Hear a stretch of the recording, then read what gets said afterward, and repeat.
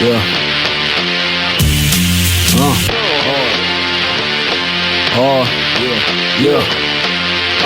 Militant-minded general, nine-grip, the grip with blades and a pen that can sharpen your spine's tip. Level-headed, though my mind flips from side to side with an acrobat's experience. After I stick it, I'm lyric down a demon-possessed. Seems Jay's the best for the job with no code. What's the word, y'all? It's KTR _podcast, No Throws Podcast. You are now live and direct with your boys, Cinko, Big Harv, and J-Bo himself for season 2 of episode 7 of Know the Ropes Podcast. That is right. KTR Podcast, hashtag KTR. We are KTR. We in the building. We live and direct. And my brothers, how are y'all feeling today? Feeling great. It's a good day, buddy. How about y'all? Yeah, man. Doing all right, you know. I'm getting there. What's to talk about? Yeah, I'm getting there. I just recovered from my Labor Day weekend. Yeah. But before, and why? What happened, Sam? Why are you getting there? Because I'm recovering. I had a long weekend. I was in Vegas for like 6 days. I was outside, protected at that, wearing my mask. Just know that. So yeah, had a great time. Sure. But we got some wrestling to talk about for this episode. Before we dive into that, real quick, we got this one little favor we asked y'all to do for us, and that is go follow us on all social media platforms, KTR _podcast, Twitter and Instagram, Know the Ropes Podcast, Facebook, YouTube, Know the Ropes Podcast on all podcast platforms, Google Podcasts, Spotify, Anchor, Apple Podcasts, Podbean. We are on everything. And don't forget to get your merch at prowrestlingtees.com/KTR Podcast.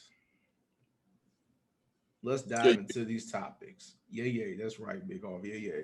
And we're gonna dive to like what the biggest thing that happened. A lot of people saw it coming. Happened to AEW, All Out. 2 major signings happened. Mm-hmm. 2 major signings happened. It all started first, before these 2 happened, CM Punk came back. But at All Out, Daniel Bryan, a.k.a. Bryan Danielson, showed up. And this one also hurt my heart real bad.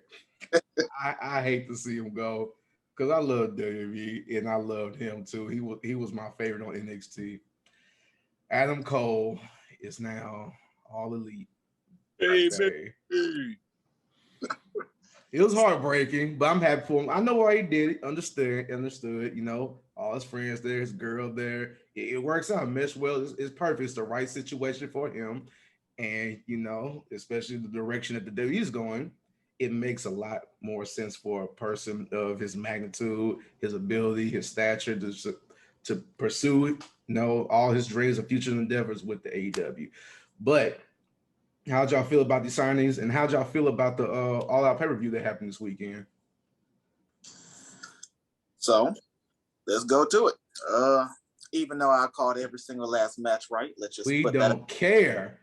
Doesn't matter. I had to put that out there for the fans. But let's not also brush over Ruby Soho, who also made a debut as well. One of the most underutilized wrestlers that was in WWE in the past 10, 20 years as a female. I'm glad to see her in AEW is going to be used properly. My guy, your guy, Adam Cole, went from Adam Cole baby to Adam Cole bye-bye to Adam Cole Elites, and it is wonderful. But yeah, Cinko, as you said, it fits him perfectly. It's his environment, it's his type of crowd, it's his type of work that's going to be displayed properly. And then with Daniel Bryan, I mentioned last episode, in order for him to truly get the most out of Daniel Bryan, we had to see the Bryan Danielson that we saw in the Independents. We got to see the same Bryan Danielson that we see in the Ring of Honor. Yes, he is a lot older, but I believe he can still pull it. But yeah, overall, I think it was a decent match. I was actually surprised with CM Punk, his match. Did he look a little older as far as in-ring work? Yeah, but it was still good. I don't feel either wrestler carried each other. I felt that, the match overall was what I expected for him. It just average. It was nice. But yeah, I really have nothing to point out specifically. Obviously, the standouts, the debuts were the biggest pieces of the show. Big Hole. I agree. I think that the debuts and the signings overshadowed most of the card. Of course, it's going to be. I'm starting to get a little iffy. I'm starting to get a little iffy with AEW because right now it's looking like the top of the card is going to be all ex WWE guys with a couple of AEW guys sprinkled in, which isn't necessarily a bad thing because they are still getting off the ground. But everybody that they're signing, they're also giving a piece of creative control to. And that's where the issue is in, because if there's a clash between talents, it's not going to mesh well. The stories aren't going to pan out the most effective. But if we're just talking about the pay-per-view, I feel like it was above average, slightly above average. I feel like they knew and that they were going to rely on most of those moments happening, and they took it a little bit lighter than they normally would. I'm pretty excited actually. Minoru Suzuki, my man from New Japan and from All Japan, he's out there. He's about to have a really good program with Moxley. So that's going to be a good one. The Punk match was about average. He's going to, need some warming. He's going to take some time, be elevated. I feel like Darby Allin was a good first opponent. I'm not excited to see him go against Sting. That's a terrible idea. Don't do it. Please don't do it. They're going to do it, but don't do it. Not excited about that. But all in all, they have a good few months of TV coming ahead. A lot of first-time matches, a lot of follow-up matches they could do, dream matches. It's gonna be a good time. Good time in AEW for a while. Cool. And I'm glad you brought that point up about how you were like a little iffy and nervous about with all the new AEW signees coming to the show. And with that, you say maybe oversaturated with the WWE product that from people that were released. And with that, you could think like maybe how do the people on AEW that came to that show that were looking for opportunity, how they feel, because now you see all these ex-WWE wrestlers or ex-big wrestlers coming from other promotions are coming to this show, because it feels like now, okay, these superstars that recently got cut are getting pushed up while the talent that's been there AEW since the beginning are just getting pushed down farther. Yeah, because everybody that want their opportunity, want their spotlight, but obviously, by a number standpoint and rating, the main goal on there is to beat on the main show of Dynamite and Rampage, pretty much. They end up being on the pay-per-view on the actual match card.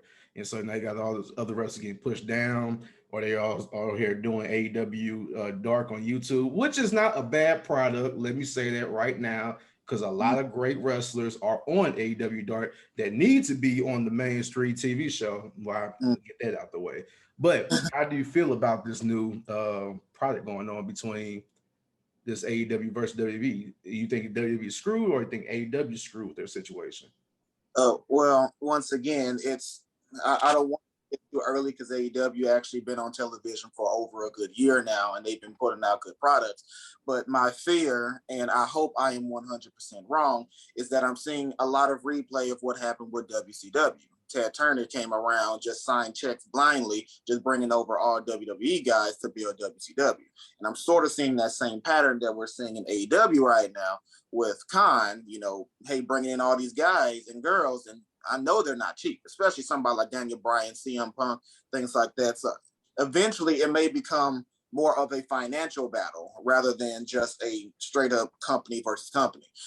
You're always going to have a diehard AEW fan base, just like how you had a diehard WCW fan base. But overall, we all saw which company took over. I will say WWE is definitely going to have some real competition now, because now they have heavy hitters. I mean, AEW had heavy hitters for a while, but now they legitimately have, from the start of the show to the end of the show, heavy hitter wrestlers. So at this point, yeah, it's a toss-up. As long as they keep doing what they're doing, money keep coming in, and they keep putting on good shows, yeah, they're going to give WWE a run for their money. I don't think they echo WCW quite that closely. I feel like a lot of that is happenstance. Tony Khan is a bigger wrestling fan than Ted Turner really was. Ted Turner just started wrestling as a means to make more money. And when he realized that it wasn't making money anymore, he pulled the plug. So I think Tony Khan's a little bit smarter.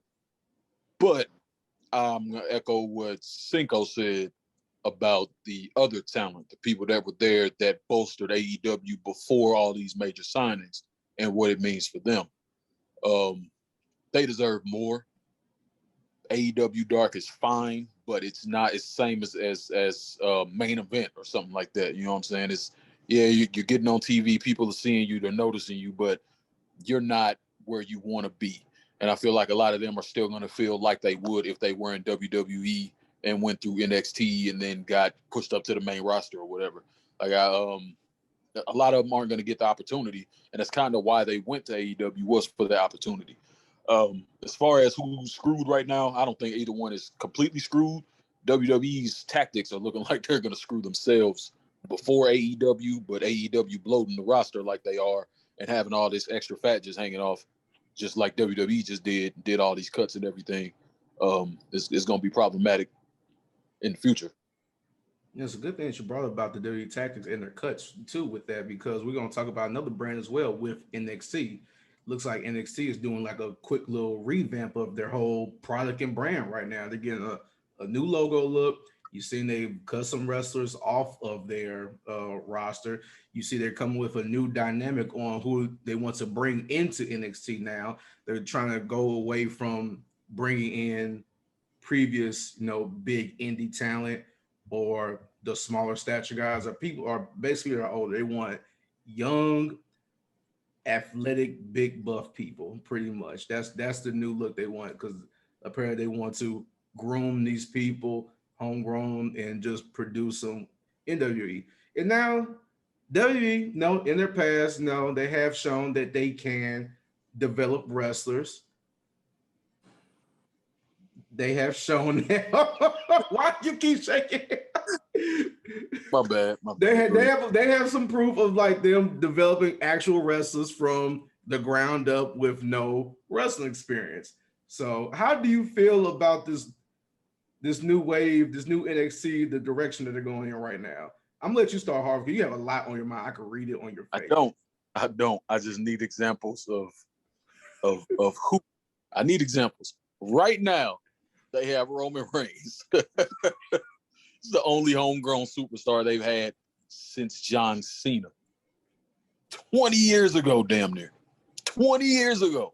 So what homegrown stars have they produced in the last 20 years? Everybody has been indie-based. And he did not want that. Vince never wanted that. But it overtook too fast because they are talented and because they can handle that load. Who? Tell me who. They got some tag teams. Yeah, I was gonna say tag teams. I was about to say so. Okay, so you're just talking about like strictly like single wrestlers, correct? World champion caliber superstars that they have brought from the ground up since John. That's all I'm saying. It's not gonna work. NXT, don't fix it if it ain't broke. It's timeless, but it makes sense. Like, why are you doing? It's like a power struggle. I really feel like he's trying to get control back because this isn't his vision of his company, of the sports entertainment company that he wanted. He always wanted the big, swole body guys. Vince was always a body guy. Everybody knows that. It's weird. Yes. Who cares? He thinks that's money, even though it's proven that it's not. So I don't know. Their whole company has been held up by indie guys for at least the last 15 years. From the mid card up, so I don't see how that makes sense from any standpoint. Business, none of them. I don't get it. Jacob, what you think? Even the sign. Y'all see that sign with the Hollywood Hulk Hogan stuff in the base? That's what it looked like. Not the Hollywood Hulk. Yeah. What was it with the red and the yellow? That's what it looked like. The color graph on the NXT. It's ugly. It's disgusting. Go ahead.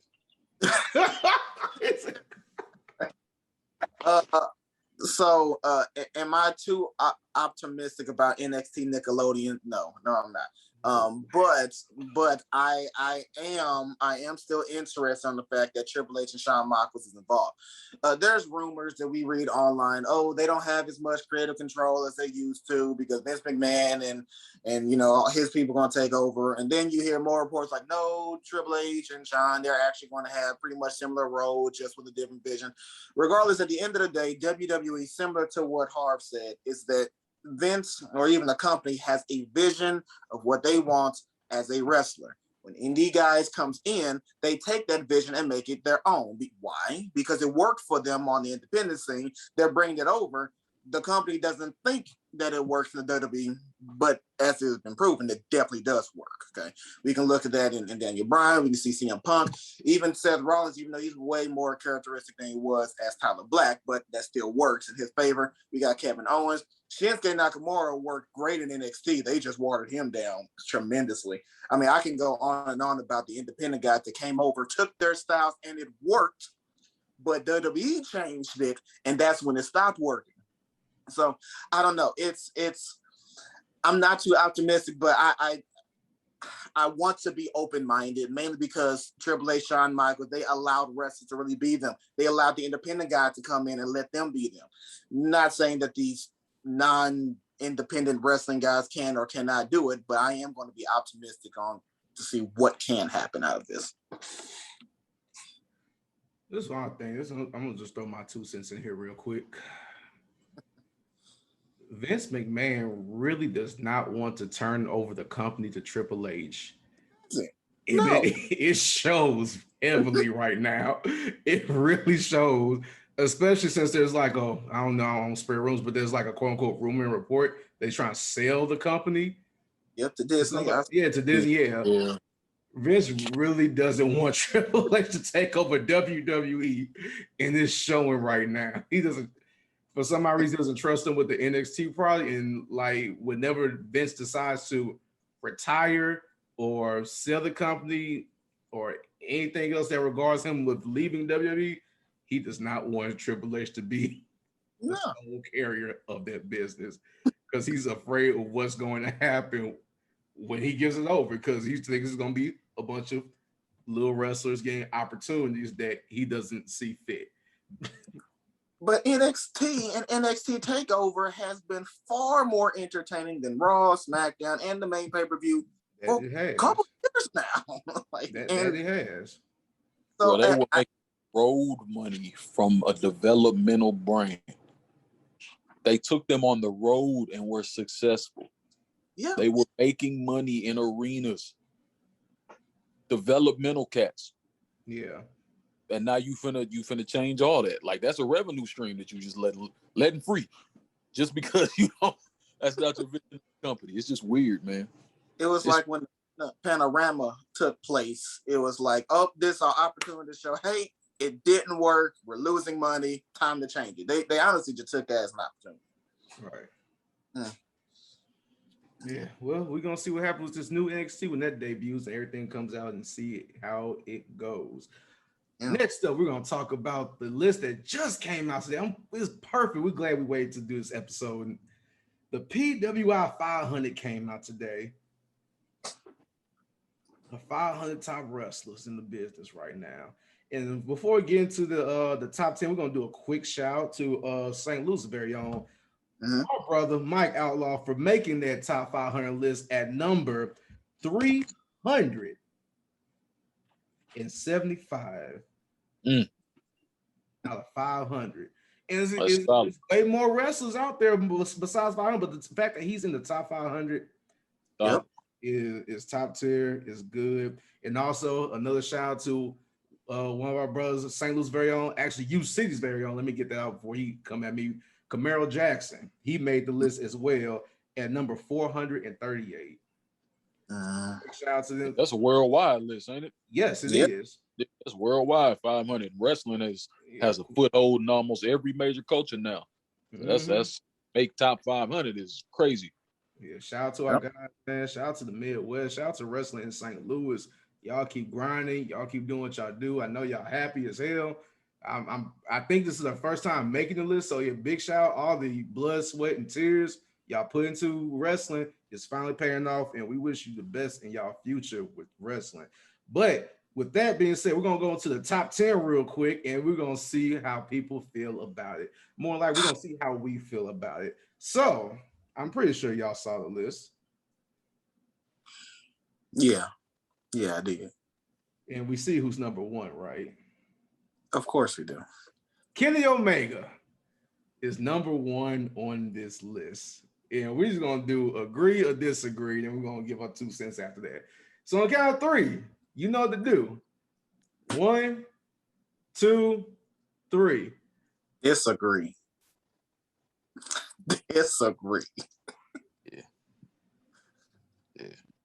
Not number one. Right. Kenny's seen better. Maybe 3 or 4.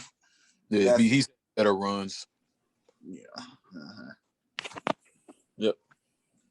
Definitely not number one. So who should be number one in your opinion? It's got that little title round up there. And that's the reason why I think he got number one on this list. Yeah. Because of those titles he got all at the same time. Yeah, that's what I think it was. Yeah. I agree. It was seen as more prolific. Right. Yeah. Who do you think should be number one? For me, it's between Roman Reigns and Will Ospreay. Because Will Ospreay had an amazing year in New Japan before he got a neck injury. So I think that neck injury is what did it for him then, because it hindered him, knocked off his time, and he wasn't able to wrestle again or could defend the title. He just got back, right. I saw that. Who on the top 10 list shouldn't be there? Rich Swann. I'm sorry. That shocked the hell out of me. I was like, wow. Now, no disrespect to Rich Swann. Should he be at least in the top 30? Definitely. He had a good, year, especially with him having his storyline, winning back the Impact World Championship, which is great. But top 10? That's a stretch. That is a stretch. That the Impact Championship reign was nice, but in my opinion, it was not top 10 PWI 500 worthy. Just not. I was gonna say Finn Balor, honestly. Arguable, yeah. No, and I like Finn. I agree. I know I like Finn, but I was like, I'm just thinking in my head, how did he make the top 10? I don't know when they start the year off, but I'm just in my head like, how did he make the top 10 like within the past from, I guess, last September to now? Yeah, he hasn't really been that memorable of late. Like I'm trying to think like what anything prolific that he did from that time being. So he was NXT World Champion during that time. But yeah, like you said, it wasn't like an amazing NXT title reign. Yeah. He just brought the demon back and lost with it. Yeah. So I don't know. Yeah, those 2 good choices. Rich Swann, I blinked real hard at that one. I just blinked real hard. Oh, Rich Swann? That was surprising.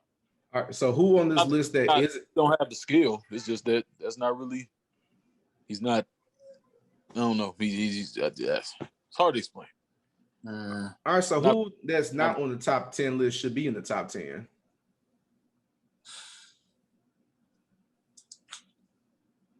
Who not on the list should be on the list? Top 10.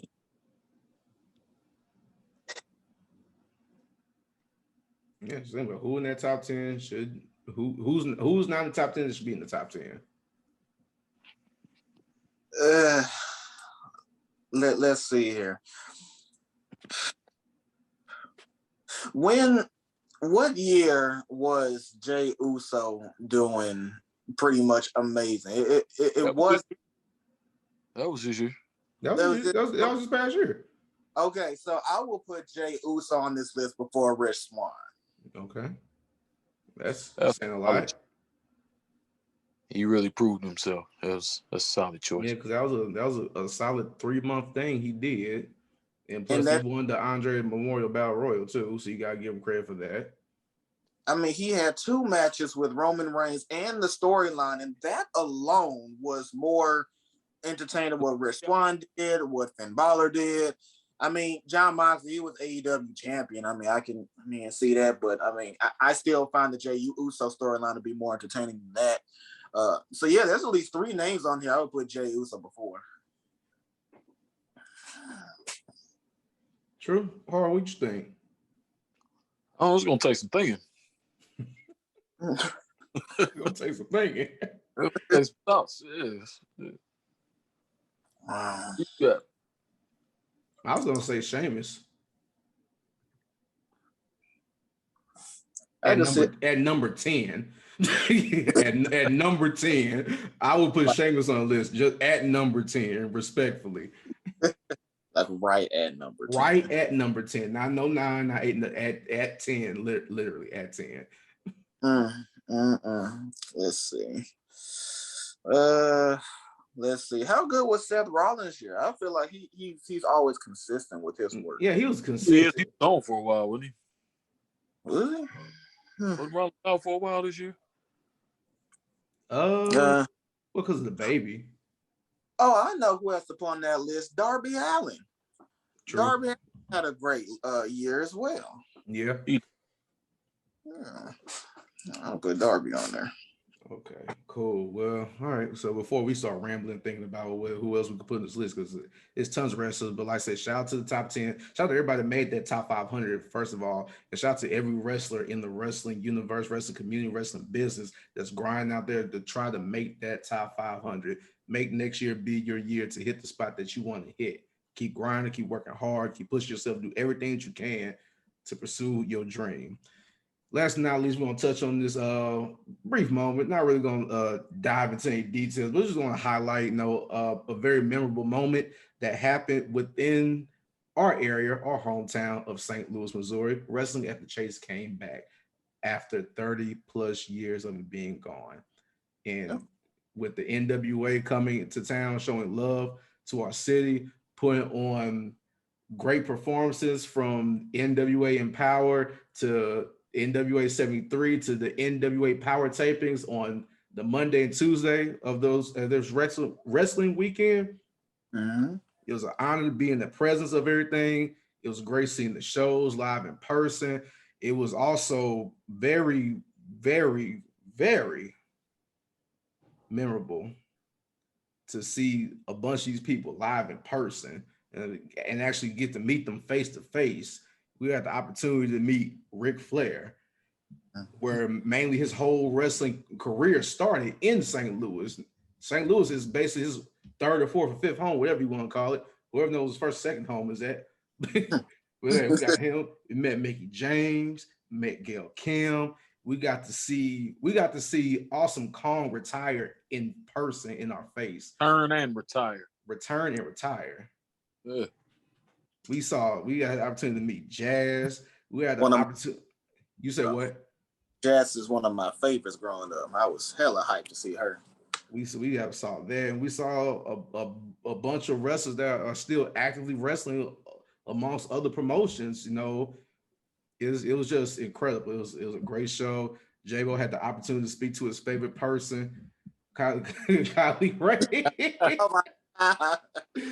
I marked out.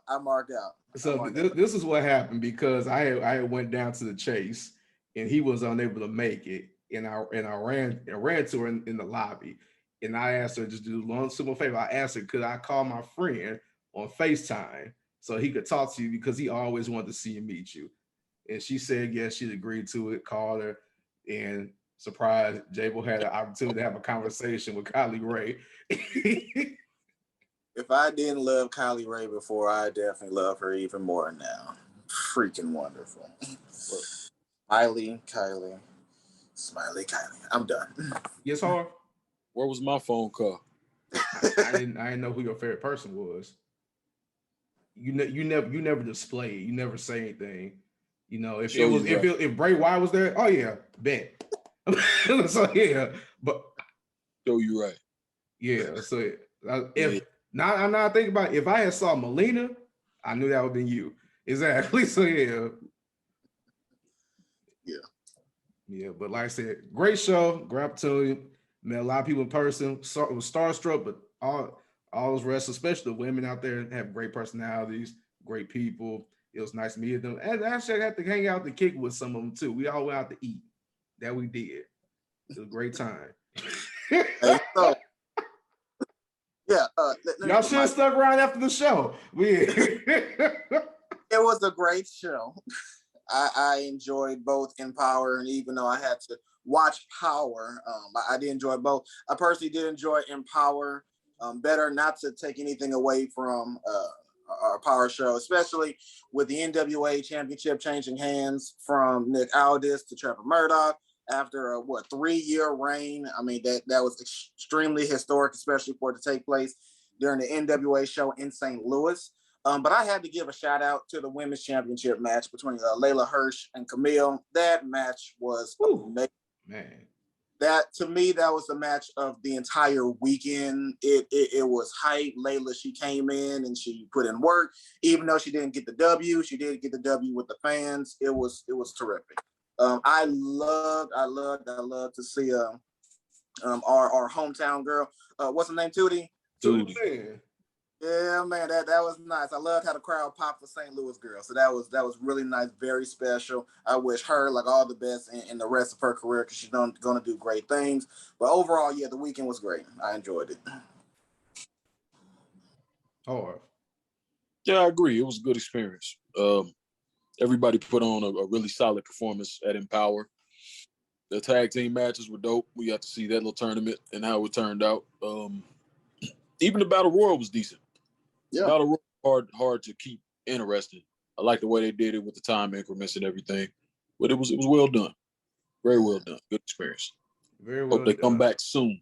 Me too, because I need to see y'all again live in person. That was a great show, especially at the Chase, because there's a lot of history at that place. As you can see, with all the famous people, all the legendary wrestlers that were there in the history. Yo, of if wrestling. anybody knows the theme song to the little group that had Taryn Terrell in it, I need that in my life. Go ahead and leave that in the comments somewhere. Because that thing knocked like no other. All right. It was slapping everybody in the face every time they came out. So anybody know their theme song, go ahead and send me that.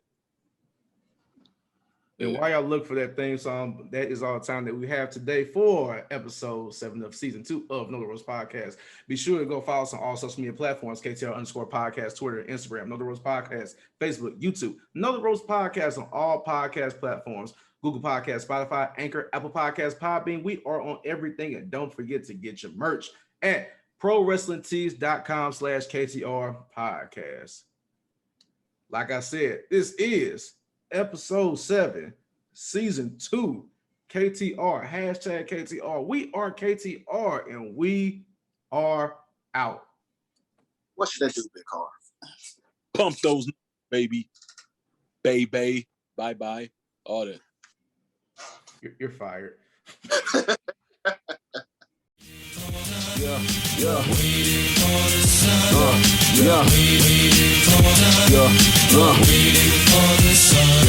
Yeah, numbers, letters, all symbols of man-made devices that could cripple us all. Improve we can, panicking when storm hits and knocks out the power grid. Are you fully prepared to live off the grid? How you think